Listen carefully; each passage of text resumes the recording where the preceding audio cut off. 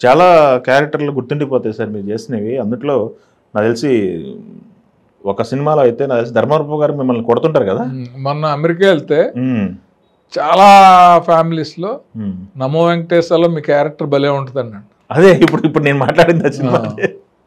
ధర్మవరపు గారు మీలో చూసుకొని తిడుతుంటాడు. అదే అదే నేను చెప్పాను అక్కడ, సార్ ఆ క్యారెక్టర్ ఎలా యాక్ట్ చేస్తారండి మీరు, మిమ్మల్ని అత్తమని తిడతా ఉంటాడు కదా. అప్పుడు చెప్పాను నేను, అది ముందు వరుసగా సీన్లు తీస్తారు, నన్ను అస్తమాను తిడతా ఉంటే నేను ఆ డైరెక్టర్ వైట్ల సీను గారు నాకు ఫ్రెండ్, ఏంటి సీను ఇలాగా నేను ఎందుకు ఊరుకుంటాను, నేను లాజిక్ డైలాగ్ వేయాలి అని అంటే ఏమేద్దాం అని డిస్కషన్లో అన్నాడు. అంటే కారణం ఎందుకు అంటే అప్పుడు ఇలా చెప్పాడు, జయప్రకాష్ రెడ్డిని తిట్టలేక మిమ్మల్ని తిడతా ఉంటాడని.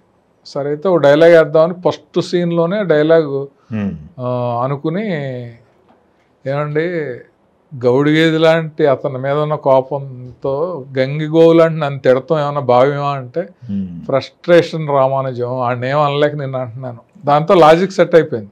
ఇంకా తర్వాత ఎన్ని సీన్లు మీరు తిట్టుకోండి అన్నాను నేను. సూపర్, క్యారెక్టర్ ఎక్కేసింది. ఓకే. ధర్మవరపు గారు కోట గారితో కాంబినేషన్లు పడ్డాయి కదా మీ? కోట గారితో కూడా చేశాను. ఎస్, చాలామంది కమెడియన్స్ లోటు అని చెప్పేసి మాట్లాడుతున్నారు ఇప్పుడు. కమెడియన్స్ చేసిన వాళ్ళు ధర్మవరపు గారు కానీ, ఏవిఎస్ గారు, గుండు హనుమంతరావు గారు. ఏదో మన దురదృష్టం ఏంటంటే ఒక ఎర్ర అంతా వరుసగా చనిపోయారు. ఏవిఎస్ గారు, ఎంఎస్ గారు. ఓకే, ఎలా ఉండేది సార్ మీరంతా సెట్లో ఉంటే? బాగుండేది, సందడిగా ఉండేది, అందరూ చాలా క్లోజ్గా బాగా మూవ్ అయ్యేవారు, అసలు ఎవరితో కూడా ఇబ్బంది లేదు. బ్రహ్మానందం గారి కాంబినేషన్లో కూడా చాలా చేశారు కదా. ఓకే, నేను యాక్ట్ చేశాను, నేను డైరెక్ట్ చేసిన దాంట్లో ఉన్నాడు ఆయన. ఉన్నారు. ఎస్, కలుస్తుంటారు సార్ మామూలుగా రెగ్యులర్గా ఎవరన్నా సినిమా వాళ్ళు, సినిమా ఫ్రెండ్స్ అలాగా ఉన్నారా? సినిమా ఫ్రెండ్స్ అండి, అదే చెప్తున్నాను, సినిమాల్లో ఎవరికి ఎవరు హార్ట్ఫుల్ ఫ్రెండ్స్ లాగా ఉండరు, కానీ అభిమానం ఉంటుంది. కలిసినప్పుడు చాలా బాగా మాట్లాడుకుంటారు. అకేషను ఏదైనా 100 days ఫంక్షను, ఆడియో ఫంక్షను అలా ఉన్నప్పుడు మామూలుగా, ఎందుకంటే ఏజ్ గ్రూపులు తేడా ఉంటాయి కదా. బాగా తెలిసినంత మాత్రాన అత్తమానం వెళ్తే అవతల వాళ్ళు ఫ్రీగా ఉండాలని ఏముంది, మనకు ఖాళీ ఉన్నప్పుడు అవతల వాళ్ళు బిజీగా ఉంటారు. అందువల్ల ఏంటంటే అకేషన్ వస్తే మాత్రం మనం వెళ్తే మన మీద వాళ్ళకుండే అఫెక్షను, మనం వాళ్ళ మీద ఉండే రెస్పెక్ట్ అన్నీ మామూలుగానే ఉంటాయి. థ్యాంక్ యూ వెరీ మచ్ అండి. వెన్నపూసలో కత్తి దించినట్టు స్మూత్గా అన్నీ అయ్యో మెల్లిగా అడుగుతూ అన్నీ బాగానే రాబట్టారు.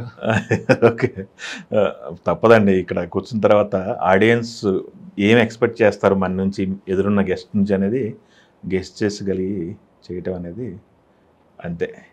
దానికోసం ఇంకా ఆడియన్స్ని వాళ్ళ కోసం లేదు అదే నాకు ఆ రెస్పెక్ట్ ఉంది జర్నలిస్టుల మీద. అదే సార్, జర్నలిస్టుల మీద కూడా ఒక అభిప్రాయం మీకంటూ ఉండేది కదా. అంటే అభిప్రాయం ఏం కాదు, అంటే అది కూడా ఇప్పుడు అడిగారు కాబట్టి చెప్తున్నా. చెప్పండి. జర్నలిస్టులు అనేవాళ్ళు ఇప్పుడు మీరు ఇంటర్వ్యూ పిలిచారనుకోండి ఎవరో ఒకళ్ళని, వాళ్ళు మీ మీద అభిమానంతో ఇంటర్వ్యూ ఇవ్వటానికి వచ్చారు. అవును సార్.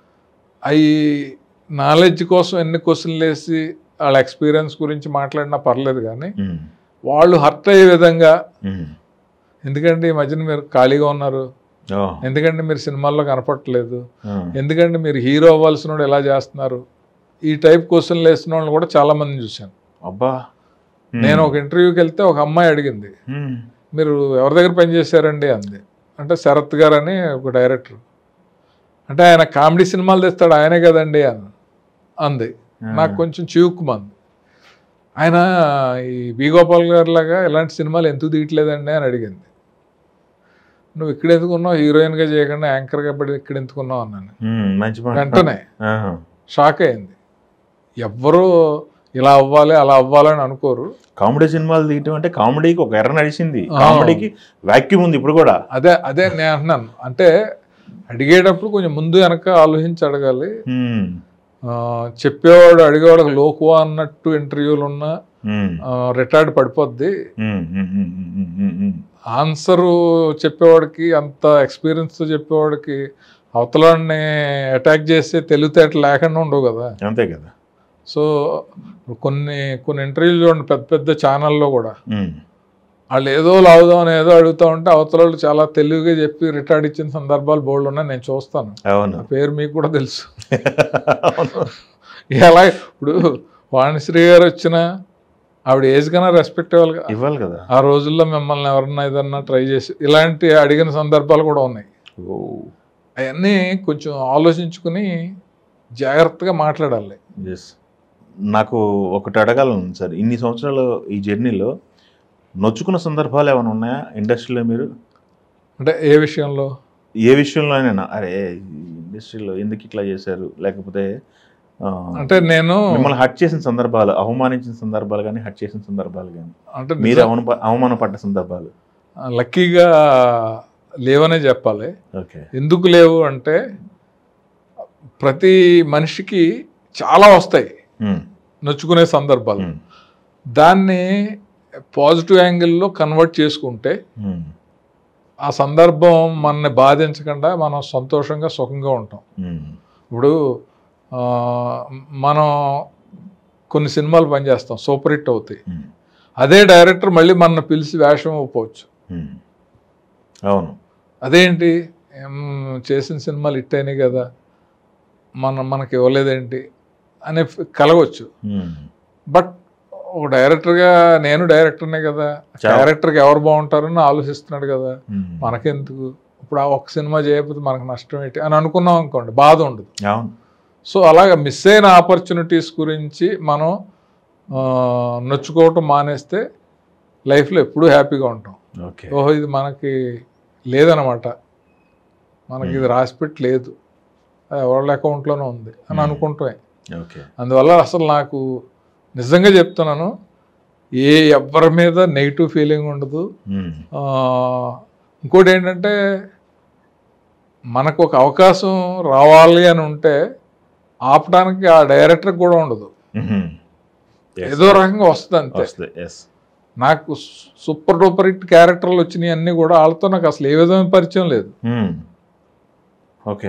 వాళ్ళని అడగటం, ఈ పెద్ద హిట్ అవటం అలా జరిగింది వరుసగా. నేను వచ్చినప్పుడు నమ్మో వెంకటేశ కానీ, బిందాస్ కానీ, తర్వాత రైడ్ కానీ, నచ్చావులే కానీ, రాక్షసుడు, మిస్టర్ పర్ఫెక్ట్, మిర్చి, ఇవన్నీ కూడా మనం ట్రై చేస్తే వచ్చినాయి కదా. సో మనకు రావాల్సిన క్యారెక్టర్స్ అన్నీ వచ్చినాయి. మళ్ళీ కూడా ఎవరన్నా ఏదన్నా వచ్చేది ఉంటే ఆపేది ఎవ్వడం ఉండడు. ఇప్పుడు ఉదాహరణకి శివాజీ ఉన్నాడు, ఆయన ఎన్నేళ్ళు బయటకు వెళ్ళిపోయి రాజకీయాలు అలా తిరిగాడు. మళ్ళీ తను ఏదో కొన్ని సంవత్సరాలు సినిమా ఫీల్డ్ ఏదో చెయ్యాలని రాస్తుంది, కోర్టు సినిమాలో మంచి క్యారెక్టర్ వేసాడు, బాగా క్లిక్ అయింది. ఇప్పుడు శివాజీ గురించి ఆయన క్యారెక్టర్ల గురించి కథలు రాస్తూ ఉంటారు. అంటే ఇక్కడ ఎవరిది తప్పు ఎవరిది ఒప్పు అంటే ఏముండదు కదా, అంతే. అందువల్ల అసలు నొచ్చుకోవటం అనేది పెట్టుకుని నాకు నేను శిక్ష వేసుకోను. నేను సూపర్ అండి, దాన్ని అవాయిడ్ చేస్తే నేను చాలా హ్యాపీగా ఉంటాను. ఇక్కడైతే చాలా హెల్తీగా ఉన్నారు మీరు. మీ హెల్త్ సీక్రెట్ ఏంటి సార్? ఏం చేస్తారు? మీ డైలీ ఎలా ఉంటుంది రొటీన్? హెల్త్ సీక్రెట్ ఏం లేదు, నేను ఫుడీ బాగా తింటాను నేను. అవునా? నాన్ వెజ్ వెజ్ అన్నీ తింటాను. ఓకే. తర్వాత